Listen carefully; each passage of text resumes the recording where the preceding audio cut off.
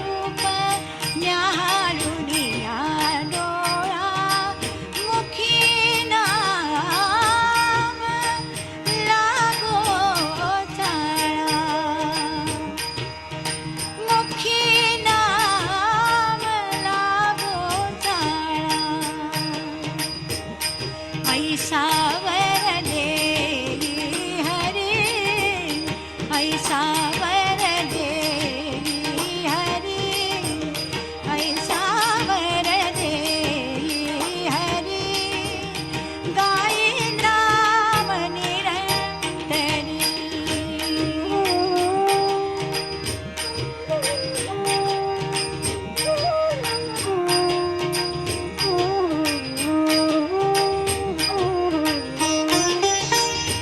उदाराच्या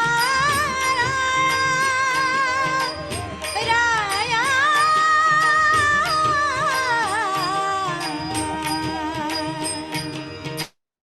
उदाराच्या राया, दासी जनी लागे पाया,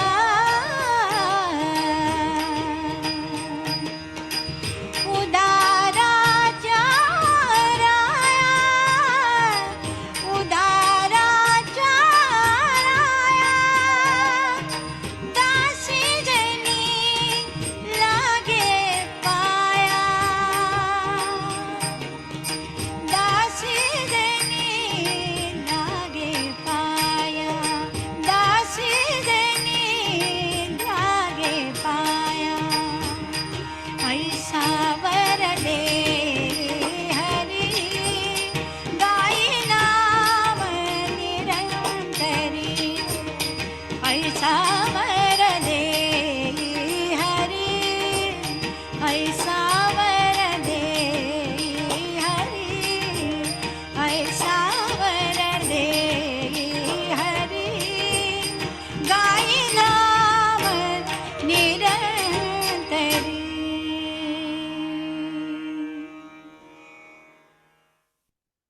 Hari Om, everybody. Today's class would be, as I mentioned, would be in English. Our chief guests have arrived. We'll just have a short prayer and begin the class.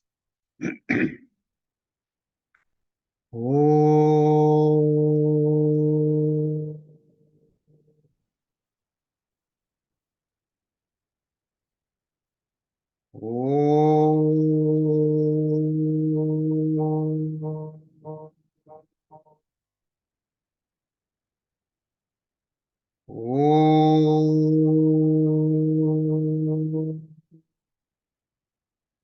Shri Ganeshaya Namaha. Om Shri Saraswatye Namaha.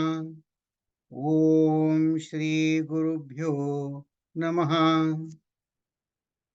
कासारिखे पूर्ण वैराग्य जाचे, वशिष्ठा परिज्ञान योगेश्वरास, कवी वाल्मिका सारिखा मान्यैसा, नमस्कार माझा सद्गुरु रामदासा, नमस्कार माझा सद्गुरु रामदासा. जय जय रघुवीर समर्थ. Now, what I will do, I will stop sharing. That way, we can put our chief guest on, I guess Mihir can put them on spotlight. So welcome, Sriram and Vijaylakshmi ji. Did you find them? Yes. Oh, feel so blessed. My eyes are now saying thank you after seeing both of you. I truly appreciate. Friends, this is Sriram and Vijaylakshmi. I had a great privilege to be with them for 2 years, study with them, and learn a lot from them. I truly appreciate their busy schedule. They have come from an overnight train from Srirangapattanam and come to Bangalore, where they live. And in spite of this busy schedule, they both agree. They both have amazing, endless list of talents. And among them, I'll just mention 2 or 3. They have great love for Vedanta. They live Vedanta. They love music. And first of all, they are most dear to Pujya Guruji. I think these three qualities are enough for us to learn from them. So Sriram joined this Vedanta course, uh, keeping aside his corporate jobs, both of them. And now they both have gone to their life. And Vijaylakshmi ji teaches Bhagavad Gita in Tamil, right? Uh, and she has completed many classes in a very homely fashion. And Sriram also has continued with his previous job. So I gave him a couple of questions when I mentioned to this that such a young couple with this great Vedantic life that they live are going to come to Dasbodh. They gave me a couple questions which I gave it to him. I categorized them for easiness in three sections. You don't have to restrict to it. You can formulate, as I said, is very informal satsang. So a great privilege to have you. Over to you, Sriram and Vijaylakshmi. I'm so feeling so grateful to you that you agreed to come. Hari Om. All yours. Hari Om ji. One of the foremost and important qualities to be in this path is Vinayam, humility, that we learn a lot from Aravind ji, in spite of his, what you call the educational qualification, so-called educational qualification, leaving that aside, but even as a person, so one has to be humble. Vidya dadati vinayam. I would say Aravind ji is one of the perfect examples for that. So thank you, ji, for inviting us. We are the co-sadhakas with you. We are not qualified enough to be a chief guest. Never. But we are co-sadhakas who are studying along with you in different fashion, be it different language, right? So thank you so much on that invitation to be. We are so happy to be part with you today. We'll see a brief overview, or we'll like to share a few things. Then we can go into what Arvind ji has mentioned. I know many of you are so experienced here, so we are so young. So please excuse us. I know most of you would be following your own, at different levels of your sadhana. So we would like to share what we knew and what helped us in our life and what is helping us to move forward, to keep walking in the path. As Pujya Guruji says, start walking, the path will become clear. So that's what we are trying to do. So keep walking. In our life, invariably, we try to establish ourselves in these three things. One is, I want to establish that I exist. Second, I want to establish that I know. And third, I want to establish, or I'm seeking that I want to be fulfilled. I want to be happy, completely happy, right? So I exist. When somebody says, let's say we are in a room and somebody is talking about something in the room or in the hall or something, and they are making a name of us, we immediately say, no, I'm here. Right? We exist. We keep establishing that I exist. I'm also there. And what to talk of I know, right? When somebody says, do you know this? Or the moment we feel I don't know, if we feel so sad, what is this? Even this I don't know. We want to establish that I do know this. Or if I really don't know, we want to really know that and enhance our knowledge. So the point is, we want to keep knowing throughout our life. We want to show that I know. And the third is most obvious for all of us, even if we don't even recognize that, oh, do I really feel that I'm trying to portray that I exist and I know, but really I want to be happy, right? I want to be immortal, or I want to be Purna, Ananta. I want to be completely fulfilled, contented in whatever I do. Even if I'm offered milk of off glass, we want it to be full glass, right? We don't want it off. We want it full.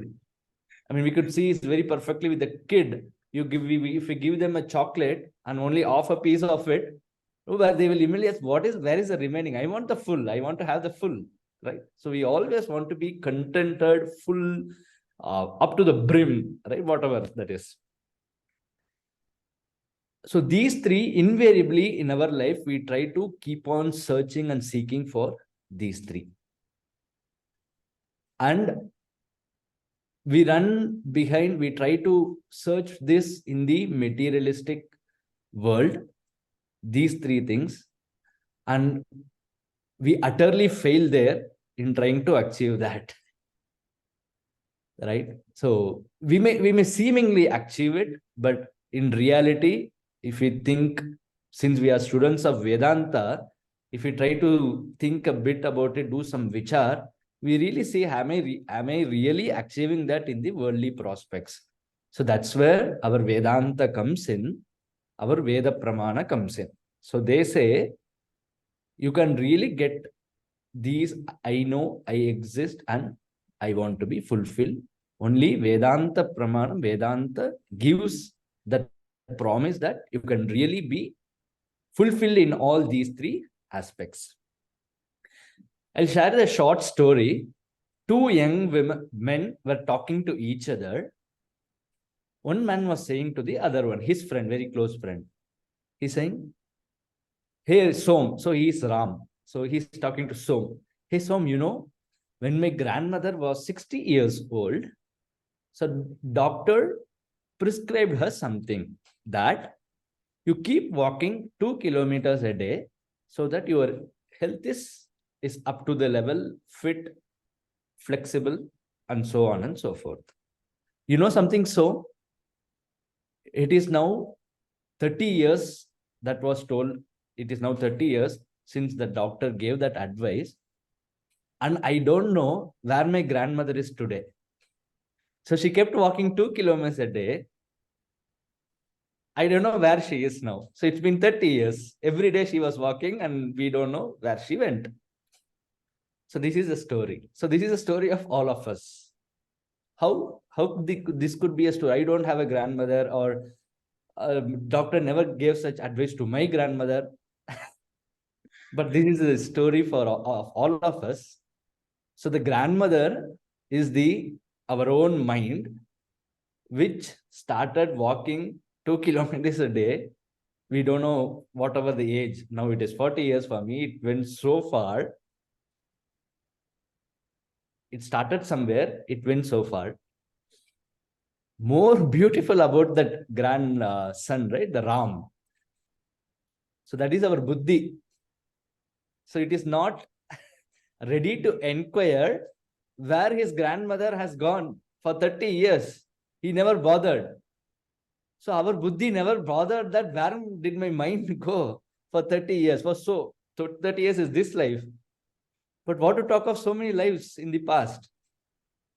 Our Sanatana Dharma believes in reincarnation, right? This is not our first birth. You would all be convinced by attending the Vedanta classes so long that this could definitely not be my first birth.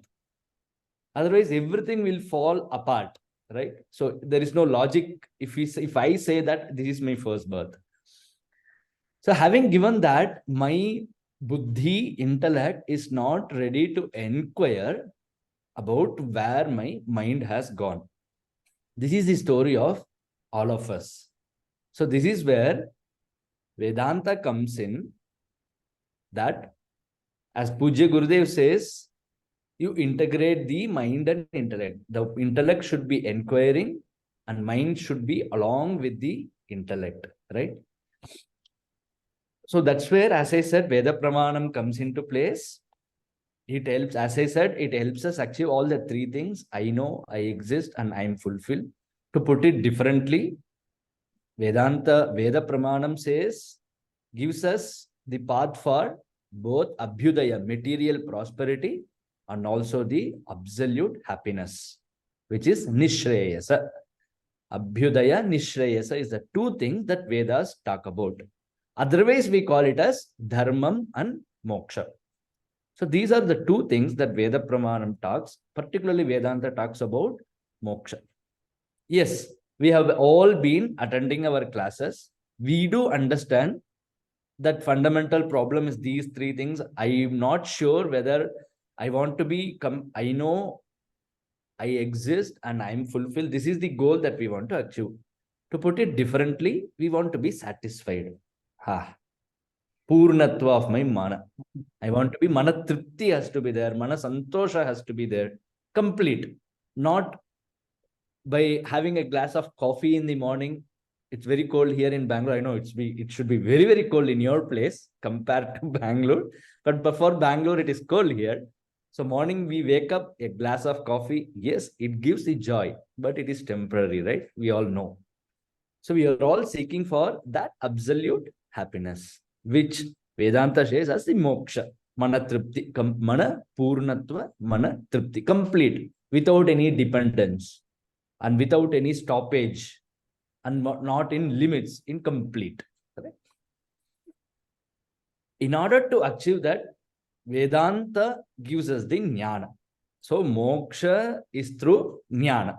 So that we are all, I hope, I'm sure we will all be clear with that. This purnatva is attained, is otherwise not attained because of our ignorance. So the solution for ignorance is knowledge. So the moksha that Vedanta Pramana is trying to give is through jnanam. Advaita Siddhanta says jnanam eva, jnanat eva kaivalyam. Jnana alone gives moksha. Okay, so for attaining this jnana, what should I do? I should be able to do vicharam, inquiry, right? So I am interested in paripurna ananda, paripurna manatripti, paripurna mana santosha, whatever word that we feel, oh, this is what it is, let us give that name. In order to achieve that, I need jnana. For jnana, what is needed? Vicharam is required. Vicharam is inquiry. What I am doing today, is it going to give me whatever that I am seeking for, right? So that is where the vichara is. If it is really giving, yes, pursue that. If it is not giving, then search for the alternative. That's where Vedanta Pramana comes in. Okay, you want to be completely fulfilled. Here is the solution. Vedanta Pramana gives it. Okay. So vichara. What? Reflection, thinking. In order to do vichara, we need qualifications. We understand the step, right? So our goal is there. For goal, jnanam is needed. For that jnanam, vichara I should do. Vichara is reflection, inquiry, simplistic inquiry. We do this inquiry. We all heard about police inquiry. Okay, some crime happened. They'll immediately do the inquiry. Okay, they'll call each and every person who are all associated or even not associated. They try to gather facts, evidences, all this. Similar way. Okay, this is internal inquiry, no external inquiry, internal inquiry. So for that vichara, I need to have the qualification, which Puja Gurudev throughout his text, he would have mentioned purity of mind. Vichara is the clarity of thought and qualification is the purity of the mind. That qualification we all need. Because only then my mind will be available for doing the vichara. Vichara is, pradhana is buddhi, correct. But as Krishna says, Vijnana, in Kathopanishad it is said, Vijnana Saratirestu Manapragraha Vannaraha.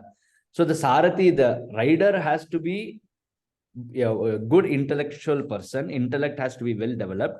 But ultimately the reins, which is the mind, has to accept that knowledge and run in the world, right? So for that, the purity of mind is needed. We all have, fortunately, the intellectual capability of all of us are very good, right? There is no doubt about it. Otherwise, do you think we all will remain in this class for so long, doing where which are thinking? Absolutely not possible. If we are intellectually not capable, we will not be sitting in this class for sustained period of time. That itself is an indication that we are all intellectually capable. No doubt about it, 100%, right? And understanding Vedanta is also very, very easy. Okay. Where the focus has to be there is in the Chitta Shuddhi, otherwise called purity of mind. Right. So we understand the steps. Moksha is there. For moksha, jnana is needed. For jnanam, vichara is needed. For vicharam, qualification is needed, right? So how do I develop this qualification? So this qualification plays a very crucial part in our journey towards our goal. Okay. Even for worldly things, we talk about qualifications. What to talk of? Kimu Vaktavyam. There is this, they say, what to talk of Vedanta? Qualification is absolutely necessary. To support that point, I'll just quote two things from Adi Shankaracharya, Bhagavan Adi Shankaracharya is one from Viveka Chudamani. In the initial verses only, he says, where he explains about sadhana chatushtaya. When I say sadhana chatushtaya, viveka, vairagya, samadhi, shakka, sampatti, mukshutvam. These four are the qualifications that our Vedanta Pramana talks about. Just before introducing that, Bhagavan Bhashyakar says, sadhanani atra chatvari kathitani manishibihi eshu satsveva sannishta yad abhave na siddhyati. This is the verse. What he is saying is, there are four qualifications which one must possess. If that is there, jnanam is there. If that is not there, jnanam is not there. So he gives a clear-cut indication that qualifications are very important in one's journey towards this, whatever that we are seeking. Moksha, absolute happiness, paripurnatva, tripti, all those things. So this is one. Second, in Vakya Vritti, Bhagavan Bhashyakar says, Aham Brahmeti Vakyartha Bodha Yavad Dridhi Bhavet Shamadhi Sahita Stavat Abhyaset Shravanadikam. Okay. So we talked about Vichara, right? Reflection. So that Vedanta Pramana gives that Vichara through the Mahavakya. So Mahavakya is Tattvamasi, Aham Brahmasmi, Prajnanam Brahma, Ayamatma Brahma, Tattvameva, Tvameva Tat. So these are the Mahavakyas. Mahavakyas are nothing but which gives my identity with the Paramatma. Me as a Jivatma, what is my relationship with the Paramatma? So what is the oneness there? When Upanishad declares that Tattvamasi, how do I understand? So this is the Mahavakya. Okay. Mahavakya Vichara is what we do in Vedanta. Okay. So when I am doing that shloka, whatever that I quoted from Vakya Vritti, Aham Brahmeti Vakyartha Bodha Yavad Dridhi Bhavet. Until my knowledge becomes firm that Aham Brahmasmi, right? That knowledge becomes firm. I should practice Samadhi. Samadhi is that sadhana chatushtaya, viveka, vairagya, Samadhi, shakka, sampatti, and mumukshutvam. Along with Shravanadikam. Do the Shravanam also. Do Shravanam, Mananam, Nididhyasanam daily. Wherever there is an opportunity for class, let me attend that. There is a class already going. Let me start attending that. No, I'm already attending. Let me be consistent in that. Let me not even miss one class in that. So that Shravanam has to continuously go on for consistency, systematic, and for a longer period of time. That has to go because that knowledge has to sink in. So when we studied for 2 years in Sandipani Sadhanalaya, leaving out everything from our life and just focusing this Siddhanta, this jnana alone for 2 years, the main objective is to get that knowledge synced in within myself. Just that I attended the 2 years course, I'm realized, no, it is not working that way, right? Otherwise, everybody who is attending that course would be realized. For that matter, if we are attending the classes regularly, whatever the topics that are discussed here is nothing different from what we heard from Vedanta course, right? Just that there it is 2 years, concentrated dose, nothing else. But in our day-to-day life, we are receiving it in a day-by-day basis for some period of time, right? So for that knowledge to sink in, I have to be in touch with this jnana consistently, systematically, and for a longer time. Okay. Along with that, Samadhi, Shakka, Sampatti, the sadhana chatushtaya is most important. Okay. We personally feel, yes, as we discuss, we are all intellectually capable, able to understand everything perfectly. Where it is lacking is our Chitta Shuddhi. That is where our entire focus has to put in. We have to put in our entire effort and focus in developing this sadhana chatushtaya more and more and more and more. And I don't see a I have gone through Dasbodh text to some extent. I'm yet to progress on it a lot. But easily Swami Samatha Ramadas ji is giving us the instruction, do this, don't do this. Simple. Right? You would have heard, I think Arvindji told you are in 188th chapter, whatever that is, right? You have gone a long way. When somebody says, do this and don't do this, it's easy for me. Okay, let me just follow it. The moment somebody says, you think and you decide, it becomes little tough, right? When somebody, like when Acharya, like Samatha Ramadas is saying, okay, do this, don't do this. Okay, Happa, I don't have to do too much of vichar. Here, my guru has said me, I'm ready to follow it. I'll do what he says. Let me not do what he says not to do.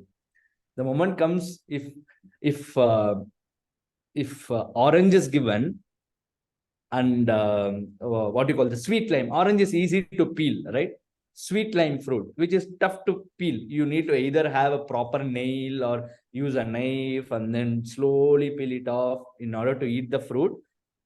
Some amount of effort is needed. But the same thing, when someone does that job for us and gives the direct inside pulp, it's easy to consume, right?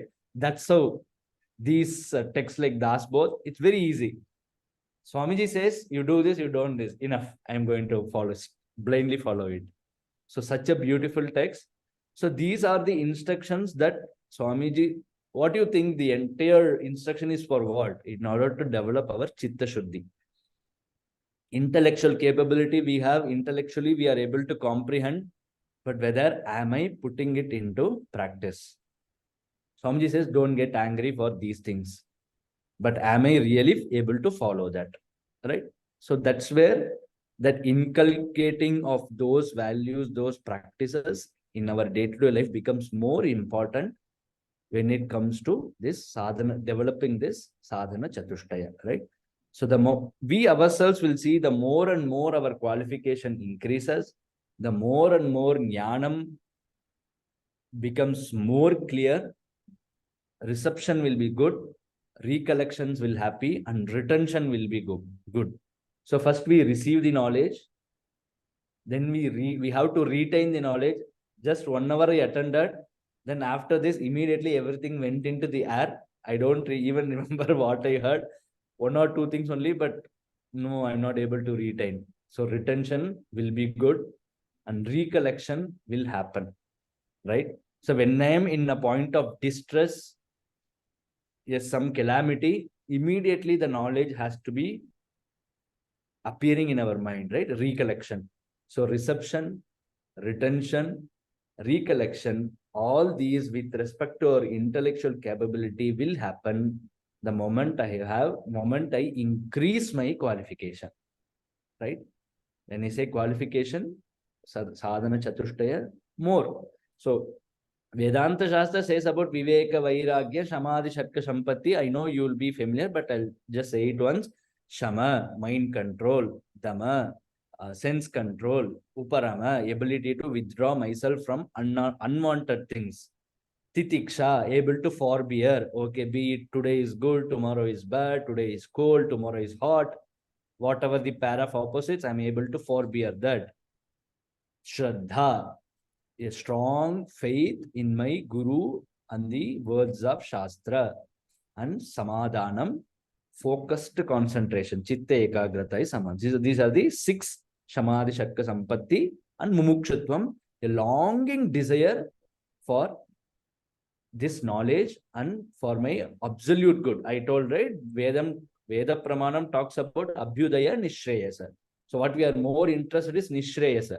Abhyudaya almost we all have in different capabilities, and that too in a very good capabilities. Otherwise, do you think we will have a chance to, material prosperity is there, no doubt about it, right? I hope you all will agree that. Even whether I am in America or whether I am in Bangalore, material prosperity, God has blessed us a lot, no doubt about it, right? We have to move towards a Nishreyasa, right? Nishreyasa is absolute good, okay?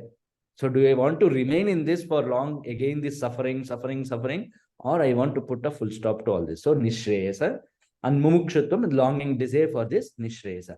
Apart from this, so many other qualities are there, right? So like in yoga, Patanjali Yoga Shastra, they talk about yama and niyama. Niyama is what I'm supposed to do. Santosha, be contented. Shaucha, purity at the all levels. Purity in my body level, purity in my speech level, purity in my thinking, mind level. Shaucha, Santosha, tapas, willful self-denial. Okay, today I'm not going to drink coffee. I love coffee very much, but today I'm going to deny it. I'm just going to test my senses and mind, whether it is able to accept by not having coffee, not even a single time today. Okay, if I'm consuming 5 times, okay, let me consume only 1 time today, at least to that level, right? So you can move step by step in this fashion. Tapas. Then Swadhyaya, regular study, regular Parayan of Dasbodh, Ramcharitmanas, Bhagavatam, Bhagavad Gita, whatever that we know of, shlokas, all those things. Ishvara Pranidhana, worship of the Lord in whatever fashion that we are interested in. I am ready to worship the Lord by means of offering different kinds of food. Okay, so that Lord, I offer it to Lord and I also eat. Very good. And I'm ready to do puja. Right. Whatever that we are capable, that we know, we do. These are all niyama. So these are all also qualifications. Then niyama, what I'm not supposed to do.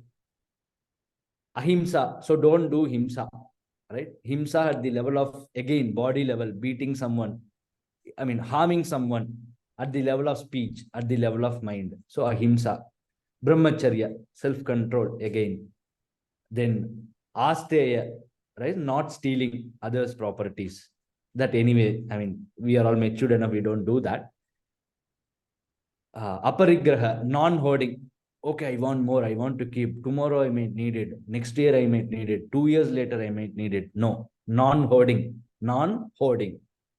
So ahimsa, brahmacharya, asteya, then satyam, honesty, right? So these are, I'm just quoting some examples, right? So when we say sadhana chatushtaya, viveka vairagya is fine.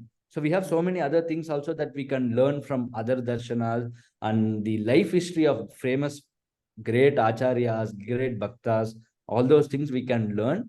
Whatever they imbibed, I should also imbibe in my life in little bit fashions, so that when it increases, as I said, when the qualification increases, clarity increases, receptions become very good, retention will be very good, recollection will be very good.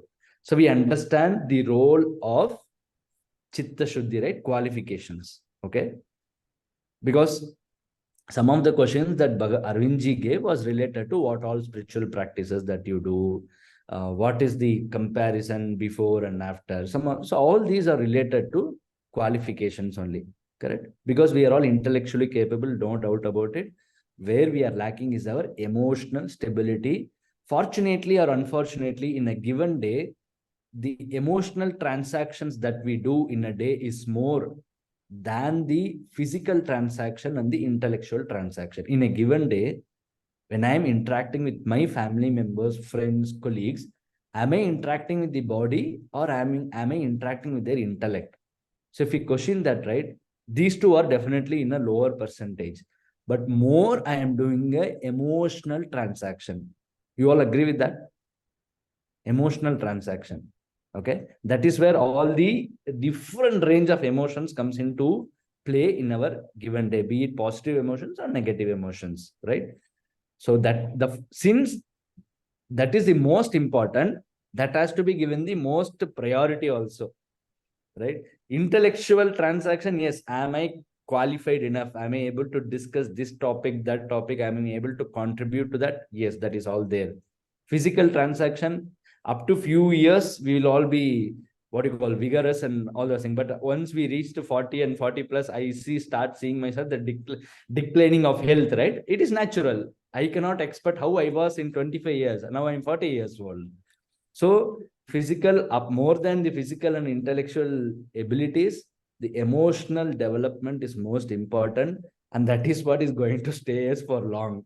Even when I'm 60 or 70, my intellectual capability, nobody will be interested. Maybe very little, but how stable I am emotionally, right? How am I able to take things? How am I able to handle things? So this becomes the important crux. Okay. So the entire point of emphasis is for emotional stability, increasing the qualification and increasing that more and more. So this happens slowly. It will not happen in a day. It happens slowly. It takes years.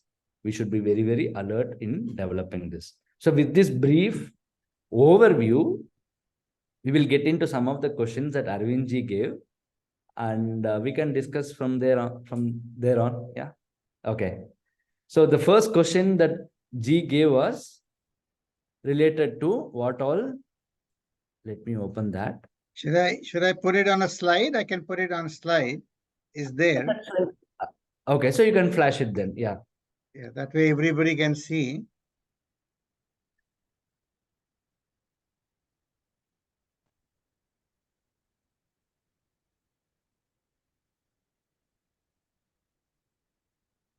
Yeah. Is everybody able to see this? Yep. Right. So,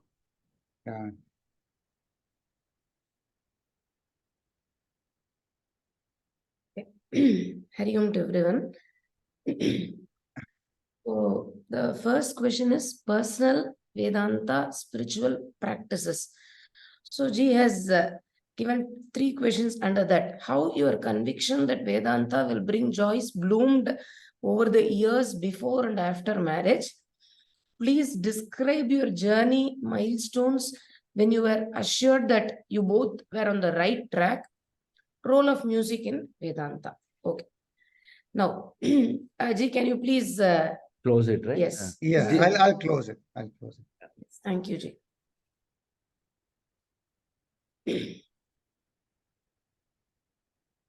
Yeah. Okay. The basic thing that we have to follow is the discipline that we had in Sandipani Sadhanalaya. Okay. Every one of us, see, even in worldly matters, if we have to achieve something, disciplined life is very, very important. So we emphasize to ourselves that we have to stick to a routine that has to be set. Okay. If somebody is asking you, what are you going to do? So that should not be very dynamic. One day I will do puja at 7 o'clock, one day at 8 o'clock. As my mind says, I will do that. That will not work out. Correct? Even in worldly achievements, I'm saying, not about the spiritual practices. Every day, this time is for me. Okay, we should have that time. People say, my time, right? That my time has to be used for our spiritual growth. Okay, so this disciplined life has to be there. So that is one point. Okay, with that discipline, what am I going to do? Every day we should do pujas. Okay, that can be anything. No, I don't know any mantras. I cannot sit and do puja. That is fine. Shravanam can be done, right? So I can listen to Vedanta, or I can listen to the kathas of Lord. I am a devotee of Lord Krishna. Very good. I don't want to know Vedanta. Very good. Listen to that katha of Lord Krishna and the same time. Not 6 o'clock, 7 o'clock. One day I will not listen. That is not possible, right? We eat 3 times a day or 2 times a day without any break. And we follow very strictly the same time also. See, this time I have to follow. Only then my physical body will be proper. Yes. Similarly, if my mental health has to be perfect, then the food for that mind has to be given at the same time. That is very, very important. So, discipline, and every day doing my daily routine of puja, Shravanam. Our Acharya ji used to say, one day without Shravanam means you have wasted one day in your life. Okay, that is the sutra for us. Every day, definitely we have to do Shravanam. Listen to Bhagavatam or Ramayanam or whatever we listen. Mananam. Chintanam has to go on within ourselves. Just by listening, we are going to gain knowledge in our intellect. Will it really help me? That will help us only when we do more reflection. I will give you a small example. Upanishad says, when you attain this knowledge, there is nothing much to attain in your life.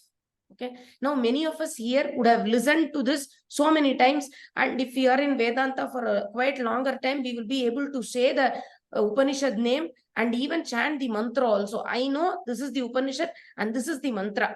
Okay. Has it really helped me? Have I stopped my search after that? Now this question, this is Mananam. What is Mananam is, I have listened to this so many times, but still I'm searching something outside. Means what? This mantra didn't speak to me. That is, I know the mantra. I have listened to this. I can give pravachan on this mantra for hours together. But has my search stopped? Am I not searching this happiness outside? If it is stopped, then that mantra has spoken to me. So every mantra or shloka will speak to me only when I reflect upon it. So in our day routine, we have all this. We do puja every day, and then Shravanam, Mananam, some japa has to go on. Okay, japa in the sense that is not, if I say the term nididhyasanam, then we will think of, oh, that is something higher. Every day, Nama Japa, my Ishta Devatas Japa has to go on. See, we can start it with just 10 minutes, 10 minutes a day. Don't we have 10 minutes a day? Think. Because we say, do Japa means, no, I don't have time. 10 minutes a day. We are using so many gadgets, hours together we spend time on that. We don't, when we take the cell phone, we don't know how much time we are spending on that, correct? Take it, have a practice that I will do that only after doing my japa. That simple practice will make us sit and do japa at least for 10 minutes. Nama japa, Ishta Devata japa. So these are the anushtanams every day that we follow. Okay. Now, why are we doing this? To gain chitta shuddhi. Everything comes to the same point. Chitta shuddhi, purification of mind. What is purification of mind? We should understand that also. Just we cannot say, karma yoga will give chitta shuddhi. This sutra all of us know. Karma yoga, chitta shuddhi. So dwell deep into it. Reflect more on it. What is karma yoga? What is chitta shuddhi? How this karma yoga will give chitta shuddhi? Chitta shuddhi, purification of mind, is very simple. A mind with less likes and dislikes. Okay. Actually, I should say a mind without likes and dislikes. But for our easy convenience, I'm saying a mind with less raga. Such a mind is a pure mind. Okay. Only to achieve that, we are doing all this karma yoga, bhakti yoga, is all for purification of mind and expansion of mind. Then finally, what Jnana Yoga will do? Negate the mind. Okay. So negation of such a mind is possible. Without this Karma Yoga, Bhakti Yoga, that is, without purification and expansion, negation of such a mind is impossible. That is what is happening for all of us. We are not able to negate our mind. At least I'm talking to myself, okay, because I don't know about the sadhakas here. I'm a starting sadhaka, okay. I'm listening to Advaita Vedanta. Negate your mind, negate your mind. I'm not able to negate my mind. Why? Because I have not purified my mind and my mind is not expanded. Only if these two happens, then negation of such a mind is very easy. Okay, only for that. And this Dasbodh is very beautiful text which helps in purification of mind and expansion of mind. Once that is done, negation is very, very easy. Okay? To give an example to understand this better, right? So I could think of two examples. One is, we might have heard this example. We take a glass of water, we put, let's say, 4 spoons of salt in it, right? So the concentration of salt in a given glass of water, the 4 spoons, will be too heavy. We will not be able to drink that water. Very obvious, right? We all know. Okay. So let me put that same glass of water in a relatively bigger vessel, right? Put that same 4 spoons of water. Okay. Still, for that glass of water, the concentration of salt is going to be heavy. But with that bigger vessel, I have an opportunity to pour more water, right? The moment I pour more water, the concentration of salt is going to reduce. Now with that vessel, now let us take a big good drum, okay, water. There are drums of my size, 6 feet height, right? So let us put water, full of water, and put same 4 teaspoons of salt. So we understand, right? The degree of the concentration of salt is going to reduce. So that is what, when we say expand the mind, is like putting more and more and more and more satvishaya into the mind, increasing the qualification so that we cannot do something specific to remove negative quality. We can substitute that with the positive quality, and the negative quality automatically drops down, right? So that's what one example. Let us take another example. Let's say we have a carton box at home, right? A small, let's say 2 feet length and width and height. Okay. In that carton box, let's say I have filled it with heavy material, be it some metal, or let's say even our books, right? Bigger books, volumes of books. If you have filled it, do you think it will be easy to lift that box? Not, right? Because the box is going to be heavy. So I have to empty the box first, meaning clean the box first. So let me clean the box first, take it out, take out the contents that are not necessary for it. Then the lifting becomes very easy, and throwing also becomes very easy. Similarly, when my mind is loaded with all these negative tendencies, negative emotions, ashuddhi is there, it is not easy to negate that mind. So first that box has to be emptied. In the same way, the mind has to be emptied. What? Emptied of negative tendencies and filled with positive tendencies. We don't have to worry about, okay, now the positive things are there. Is it going to increase the weight? It will not. So we will see it for ourselves in our life when I start doing that, right? So the point of purifying the mind and expanding the mind is this. So if we remember these two examples, we'll clearly understand, okay, is it really easily possible to negate such a mind which is not prepared? No, it is not. That's why I have to work on making the mind purified and making the mind expanded. Okay, so that's how we have to understand this. And daily, as she said, daily discipline is most important. As she said, I'm just reiterating that point, because in ashram, when we studied, we don't have for doing things here and there. At this time, only this. Simple. Wake up at 4:30, get ready yourself, go and attend the class at 5:30, come back, have some tea, 6:50, 6:45, 6:50, get into Vedanta class, come out by 8:15 or so, have breakfast, then have time for reflection 1 hour, then again come back Sanskrit class, Shloka class, then lunch by 12:30 to 1:30, then 1 hour for resting, again from 3 o'clock, again do reflection of whatever that was taught in that day, 4:15, come down, I mean, come to the class, after having tea, 4:30 to 5:30, again class, then have that evening time for your own prayers and Sandhya Vandan, go to temple, attend the Aarati, 6:50 to 8 o'clock is evening satsang, Ramcharitmanas, Bhagavatam, everything. Then 8 to 9 is dinner. Then walk for some time, go and sleep. You see, the same schedule for 2 years, no break. Literally no break. For 2 years, 365 into 2. You might subtract 2 or 3 days here and there, because Shivaratri, when it comes, we'll all be doing busy doing that too. You're all busy, not at room relaxing and sleeping. Okay, let me catch up on my sleep, whatever I left. No, it is for doing seva. We'll have even more work on those 2 days. Okay, so this same schedule was followed for 2 years without break. So you think how it prepares our mind. So is it okay, you were in ashram, you are able to do it? Is it possible to do it in home? Yes, it is possible, no doubt. If we have the conviction, we can do it. So at that time, that has to happen. Exceptions should be very, very minor. So let us put a organized, disciplined schedule for ourselves first. This time, this time, this.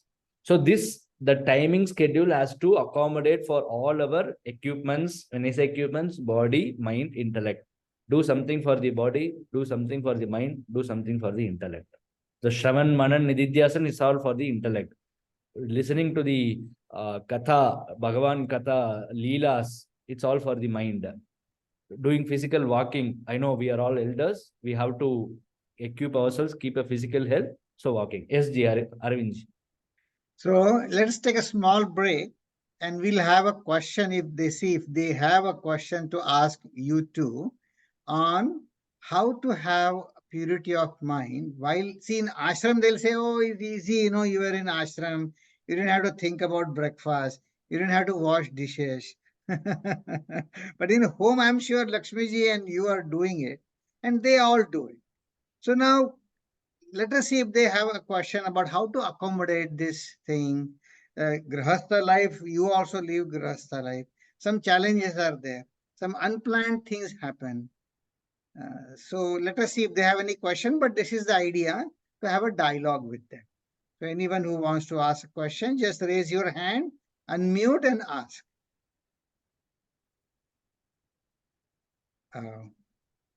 Anybody? Devyani, you want to ask a question? Yeah, go ahead. So, Hari Om, thank you so much, Sriramji and Srilakshmiji. Extremely beautiful way of helping us live a life. But like Arvindji said, I really have this question in mind that if things were in our control, we would love to have a disciplined routine that is completely consistent. But there are so many things that happen in a family, and other family members, their expectations, their lifestyles or challenges are not in my control. So you sometimes have to drop that and give priority. Not that you are doing something like a leisure or something fun in place of this sadhana or whatever, but that breaks the routine, or that inconsistency becomes very frustrating. So how do you deal with that? Okay. So I'll just share my thoughts. Arvindji, please correct me if I'm wrong.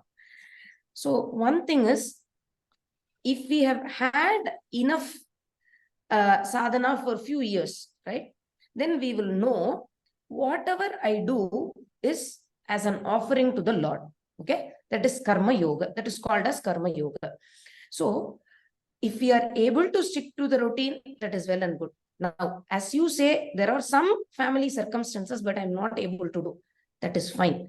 Currently, focus on what we are doing as an offering to the Lord. Anything can be done as an offering to the Lord. Okay. When I wash my vessels, I do that as an offering to the Lord. When I clean my house, I do that as an offering to the Lord. Similarly, my household responsibilities, we should not have the feeling that this is away from the Lord. Okay. No, I'm doing that responsibility based on my ashrama. Whatever is my responsibility, I have to do. But am I bringing Lord to that equation? That solves the puzzle, entire puzzle. Yes, this is my Bhagavan has given this duty to me now. So he's checking whether I'm really thinking about him or not. I will think about him in spite of doing this work. That will answer the question. Okay. This karma yoga is that what work am I doing is not important. With what intention I am doing, that will give me purity. Okay. Okay. Now, because of that, I missed some classes. Don't worry, we will get an opportunity. Now, there are a lot of opportunities. You can listen to the recording again, right? So in that 24 hours, that particular class time you have missed, that is fine. But after that, we will get some time to read and reflect, right? We should never miss that opportunity. We have somehow, before sleeping or wake up early, before everybody wakes up, wake up early and finish that class. Okay. So the progress is, when can I see progress in my sadhana is, initially we will start our sadhana. Okay, Arvindji has called for the class, let me go. If I don't go for the class, Arvindji might feel sad, so I'm going. So this is how it starts. But when the seeker evolves, then I will feel sad if I miss the class. I will attend the class not for Arvindji, I will attend the class for myself. No, if I didn't attend the class, that day has become welcome for me. So I will attend the class. So have some time, whatever we do it as an offering to the Lord. And whenever we get time, do that Chintana, do that Shravan, do that Mana. So in that Very way, we good. will never get frustrated. Very Thank you. Very nice. Very nice. Nalini ji, you have a question? Go ahead, unmute yourself.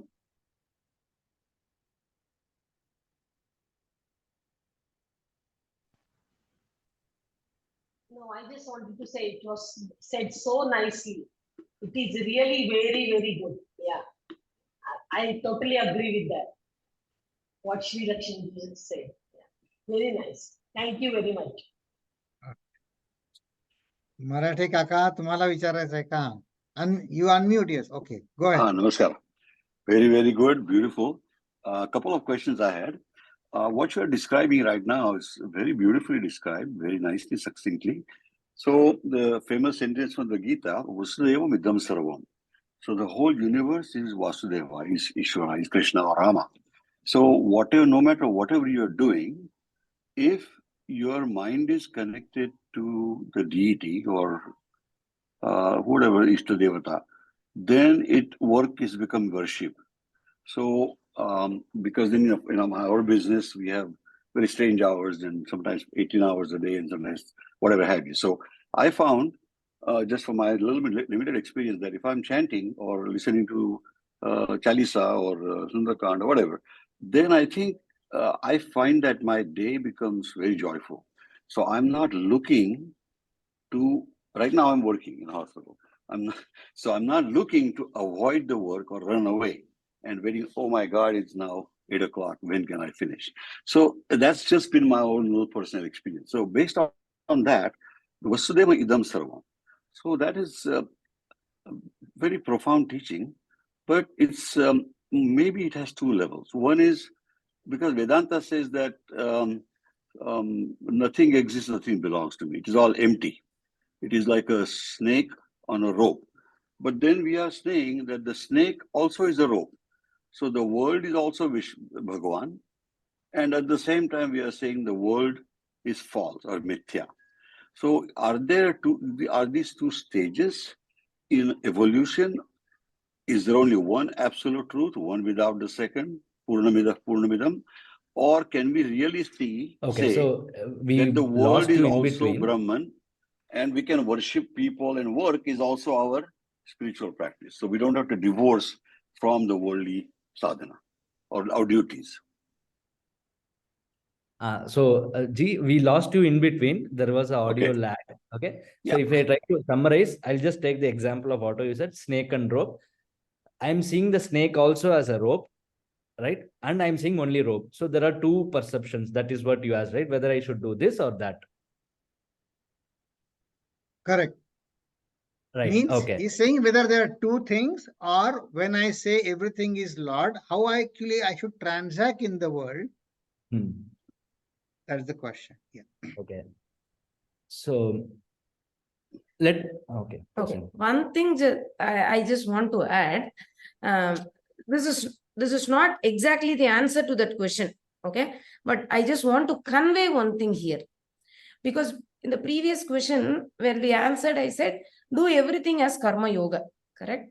But the Vedas have prescribed 4 ashramas: Brahmacharya, Grihastha, Vanaprastha, and Sannyasa ashrama. Okay? Why is it? If everything can be done as karma yoga, see in Gita there are 2 chapters. Karma Sannyasa Yoga, Jnana Karma Sannyasa Yoga, everything is there. Okay? So why I am saying this is, we cannot say until 80 years I have household responsibilities. Okay? If I say this statement, there is something fundamentally wrong in my thinking. I am not inclined with Vedas. Okay? So we are starting with Brahmacharya Ashrama, meaning studying. Then we are going to Grihastha Ashrama, where I take new household responsibilities. We cannot stay in Grihastha Ashrama till our death. That is what actually we are doing now. And we are saying even after 60s and 70s, I have responsibility. I have responsibility. Means responsibility is not tying us. We are actually taking up new responsibilities. In qualification, Sriramji said, Uparama. Uparama means don't do. See, our responsibility has to stop in 50 years. Then we will have full time for studying. So what I'm trying to say is we should not convince ourselves saying that even after 60s, I have responsibilities, and Gita facilitates me saying, you do this as karma yoga. Okay. That if our thinking is that way, it is wrong. Okay. Gita gives that karma yoga for people who really wanted to do their work between 20s and 50s. I mean, 25s, they have taken a responsibility. Now they cannot give enough time for Vedanta. It is for them. Okay. Complete your responsibility as an offering to the Lord. If we have completed, in case if we are married, you can ask me, when will the responsibilities go? We are married, we have a son or a daughter. Once they are independent, once they can take care of themselves, enough. No more ideas, nothing. Now we have full dedicated time for doing our Shravanam and Mananam. There comes Karma Sannyasa Yoga, enough. So responsibilities will not say, okay, now you can go. We have to think and we have to say, okay, now I am done with it. Now this Dharma is over for me. Now Abhyudaya is over. I have to go for the moksha marga. This clarity we should have. We should not keep on saying karma yoga, and give only less time for Vedanta. No, I don't say, please don't get me wrong. I am saying this because if we leave all those things, we'll get more and more time for this Shravanam, Mananam and Nididhyasanam, this Jnana Yoga. Only for the time this karma sannyasa has to be done. Okay, now please. So with this thing in the mind, when I say Vasudeva Ishwaraya, I'm seeing the Lord as everything. So there, as I think G brought that point, it's all in stages. It's in our process of evolution. So first I see differences. Okay, let me accept the world. Let me accept the Lord. Two things. Then let me accept the world as nothing but the vibhuti of the Lord. Let me accept the Lord also. Right. Next stage. Then next stage is, can the world can be different, really different from the Lord? That questioning will come. So then when that comes, we don't see world as the world, but nothing but the Lord alone. Like we don't see the snake as the snake or snake as the rope. We just see the rope alone. So it's just the process of, that is where chitta shuddhi, chitta ekagrata and chitta vishalata. Whatever we said, we are saying the same thing in Sanskrit. Purification, concentration and expansion. When these three happens, when at different stages of these things, we will see the world as the world. We will see the world as nothing but the Ishvara's creation. And at the point we don't see something different as world. We see nothing but the Lord's manifestation alone as this world. So it's all in the evolution. The concept is understood. The effort is in doing the purification, concentration and expansion. So we will, once we move that step, we will see automatically the transformation will happen within ourselves. Yeah. Can I ask one more question? Okay, go ahead. Okay, the question is Abhyudaya and Moksha. Because then, sometimes we get trapped in Abhyudaya and we forget that Moksha is ultimately the most important goal. Right. Otherwise, if the Moksha is not the goal and Dharma is not the goal, the sandwich, then we get caught in Artha and Kama. So, shouldn't Moksha be kept as the ultimate goal even when we are doing Abhyudaya, right from the Dharma, Artha, Karma, Moksha? And how to do that? Yes, it is the absolute goal, no doubt about it. But an unprepared mind will not be ready to accept that, right? So Vedas has to talk to all kinds of people, right? So a person, a beginner who has a lot of wishes, kamya, right? Kama is there. I want to achieve this, I want to achieve that. We even starting from the worldly achievement and up to the position of Brahmaji. Brahmaji, who is a creator, we can go to that. Brahmaji is also Jiva, right? That is a maximum exalted position. Okay, we talk about these prime ministers and presidents. Okay, that is in this world, but whatever for all the worlds, right? So Brahmaji, up to that. So Vedas talk to them also. Okay, if I have the Swarga Kama is there, okay, let Vedas gives the answers. No, I want to get promotion. Vedas will not directly give answers in the worldly job of promotion. It will give, okay, develop these qualities, Shanta, Danta, like Shama, Dama, be perfect in what you are doing. Unnecessarily don't do extra things, withdraw yourself, Uparama. So all those things also, we can derive all those things, okay? So the Vedas talks to all varieties of people. If a person is evolved, that person will directly go to Nishreyasa because he will start seeing the defects even in this early achievement, even in this most exalted position of Brahmaji, who is the highest powerful jiva that we can think of. Even that is limited, right? Even that is not permanent. We may say, okay, he is there for 1,000 kalpas, but even 1,000 kalpas is 1,000. There is a definite time there, right? So a evolved mind will see a limitation there and can directly go to Nishreyasa. Otherwise, a person, a jiva will start at wherever position, he will achieve whatever he wants. The moment I see the void there, then I will go to Nishreyasa. So, yes, Nishreyasa is the ultimate goal, but we have to go in a step-by-step fashion, right? Depending upon wherever I am. Yeah. This Abhyudaya, this Dharma Marga will give us more and more punya. Correct. Okay. That punya will maintain me in this path only. Don't go here, don't go there. That my mind will tell me. Okay. See, even one question was there. I will just add that also. What is the progress? How do you know the progress of yourself in this sadhana? Okay. This is the personal thing. That doesn't mean I have progressed a lot. No. Small bit of change within me. I'm just trying to share that. See, the spiritual progress or the mind progress will happen. Before Vedanta, when something happens, right? When something agitates my mind, immediately what will happen is somebody else is responsible for this emotion of me. Okay, this will happen. This circumstance is responsible, or this person is responsible for my worry or for my anger, for anything.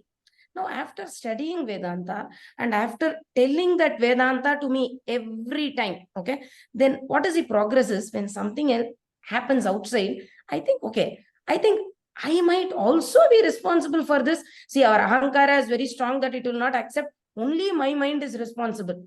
But there is a simple change that comes. I might also be responsible for this, right? I cannot blame only the circumstances or only other people for my emotions.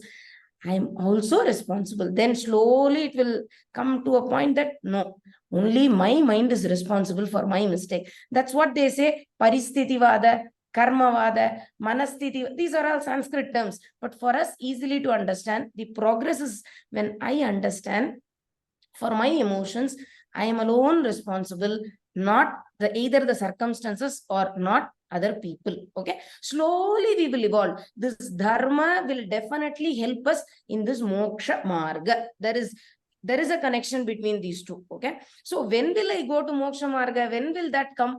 It depends upon each and every individual samskara. Okay, one fruit might ripe early. One fruit will take its own time, but we have to wait. We should not compare our sadhanas with other person's sadhanas, because in their previous life, what they were, we don't know. And we know, right? When a fruit ripes in the tree and when it naturally falls down, the sweetness is more. When we take it and then keep it inside something else and make it ripe, then the sweetness will, the color will change from green color, that will change to an yellow color, but the sweetness will not be that much, right? So this dharma marga, we have to be in this dharma marga for a longer time to get chitta shuddhi, and then vairagyam will naturally come. Adding one more point to that, there is a related question. How do I keep myself inspired in this path, right? So that's the most important thing. Okay, how do I keep myself inspired? As Vijaylakshmi ji told, I start seeing the changes in myself before Vedanta and after Vedanta.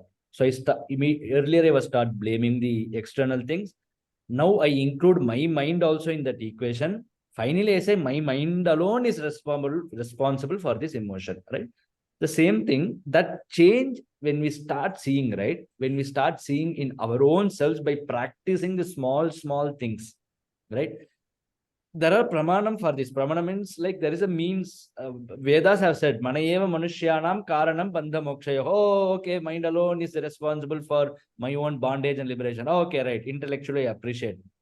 The more and more intellectual appreciation alone we keep doing, the more and the changes we might not see in ourselves. We have to apply it in our own mind. Even in Bhagavatam, it is said, nobody else is responsible. Desha, Kala, others. No. My mind alone is responsible for the samsara chakra. That also is said in Bhagavatam. Okay, all these are said. But am I seeing this really in my own self? So which means, as she started, Upanishad says, by learning which you learn everything. So the mantra says that. But am I really seeing that in my own self by putting that into practice? Right? By putting that into practice and seeing the change in myself. So that is what keeps us inspired throughout. Initially, we look out to the other people. Okay, maybe the teacher, maybe the guru. Okay. Okay, the guru is saying this, is he living that or not? We try to judge the guru, right? I mean, in unconsciously that happens. Oh, I mean, I have seen people, they will hear to all the lectures, but the moment we say, are you practicing? Then he's saying like this, are you practicing? No. He's just saying he himself is not living that way. Why I should? For intellectual appreciation, we accept that and, oh, this is good, that is good, very nice. But the moment when it comes to practice, if there is a lack there, we will not see that mantra speaking to ourselves. As she said, that mantra will speak to myself when I start practicing that. And the moment I start seeing the changes slowly in my life, that will keep me inspired to do more and more and more of this. Okay. So the mantra should speak to myself. When the mantra will speak to myself, I put that into practice in my life. Taking ownership of the problems that I face. Let me not complain the external things, external people, but taking my mind as the prime cause for that. I have the ability to change the mind. It's not that, okay, I take the ownership, I now suffer. No, I have the option to rectify that, do the next things, which will rectify that, right? So that way we put it into practice. Yes. So one last thing, alert and vigilant living is the highest sadhana. So that is the great mantra that Gurudev has given. So how to practice this? Whatever we do, we have to be alert on what I speak, on what I do. So that is what we are trying to do. So alert and vigilant living is highest sadhana. Can I just add one more thing? You talked about Nama Japa. And I think that's very powerful in Maharashtra because Tukaram Maharaj and Jnaneshwar Maharaj and great sages, Samartha Ramdas, they're very emphasis on Nama Japa. And so Ramana Maharshi was asked this by Kavyakanta, Ganesh Kavyakanta, that I've been doing japa, but I'm not getting peace of mind. So he said, when you say the japa, if you can find out where the japa sound is coming from, the mind will get absorbed in that. That's tapas. Same thing he said, if you are inquiring where the I thought is coming from, the mind is absorbed in that. That's tapas. So he described that as a practice of manonasha. So what has been your experience with Nama Japa? Because I've been trying that for many years and I don't think I'm getting enough progress as I would like. And then I'll stop asking any more questions. Okay. So you have been doing it for many years. So I am doing it for only for a few years. So, but I will just share my thought. Okay. So Nama Japa, see, in Veda or Vedanta, whatever we do begins from our Shraddha. That is very, very important. How the level of Shraddha is, based on that, our result will come. Okay. So even in Gita, it is said, even in Upanishad, it is said, in what he has Shraddha. Because Shraddha is also of Satvika, Rajas and Tamasa. Okay. In whatever you have Shraddha, that result you will get, we will get. Okay. So according to me, what I am doing when I do my japa is, I do my Ishtadevata japa. So I am from Srirangam. So most of you would have known, Srirangam is famous for Lord Ranganatha Swami. So he is Shriman Narayana. So what I try to do is, whenever I do the japa, that is not just a mechanical chanting, but I feel this way. Okay. So I bring the Lord's form and I thank him very much for giving me this opportunity to see him, not only physically, but mentally. And see, japa is something where you remember the Lord and show your gratitude to him. Okay. That love for him. When that love for the Lord increases, what will happen is, naturally, love for other things should decrease. Okay. That should happen. Love, I will have Lord also, I will have worldly things also, will not work out. I will have my identity as Vijaylakshmi also, and I will have my identity as Brahman also. They will not coexist. That cannot happen. So what we have to do is we have to alertly see, is my love for Lord is more, or for material things or relatives is more? Okay, whatever it is, objects is more. This see, the sutra is this cannot coexist. So let us not answer I have both equally. So that cannot happen. So if this is not increasing, then I have to decrease my attachment towards worldly things and worldly objects. When this naturally decreases, the increase in this can be known. Okay, now our question is, this is not known. This is not known because this is little higher.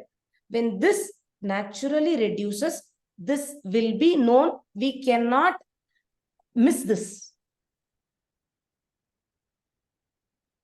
Very good. Okay, so what we will do, we have passed our time, but we'll say the prayer and then maybe guests can stay back a few minutes. That way, those who would like to go, they can go. But then I really would like to thank Vijaylakshmi ji and Sriram. It was a great pleasure to have both of you. You initiated great, good new thoughts. You gave good direction. And then you shared your experiences. Now, see, don't get fooled by their age. As they said, this is not their first life. Arvindji, can we request them to come back again for periodic? Yeah, actually, they just finished only the one part of the slide, the question that I summarized to them. So maybe in future we'll request to them. Okay, thank you. In future. But then let me say the ending prayer. Then we can stop the recording and then we'll have the informal discussion if time permits. Om Purnamada Purnamidam Purnat Purnamudachyate Purnasya Purnamadaya Purnamevavashishyate. Om Shanti Shanti Shanti. Harihi Om Shri Gurubhyo Namaha. Harihi Om.